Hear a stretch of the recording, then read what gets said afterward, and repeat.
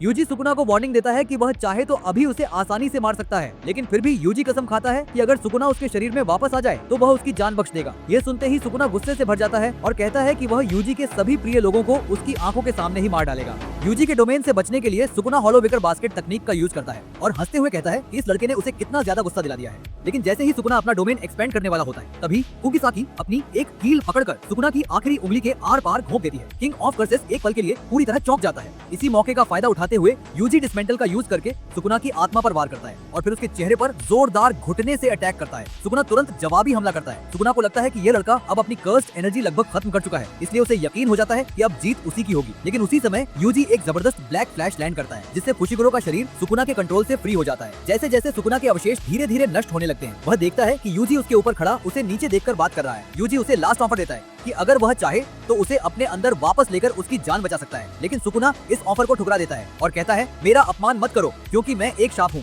अगले दिन Megumi Fushiguro जागता है और देखता है कि यूजी और कुकीसाकी उसके लिए एक सरप्राइज प्लान बना रहे हैं। तब यूजी उसे गोजो का एक लेटर देता है। जैसे ही मेगुमी वह पत्र पढ़ता है, वह जोर से हंस पड़ता है और आखिरकार समझ जाता है कि उसके पिता उसे लेने कभी वापस क्यों नहीं आए थे।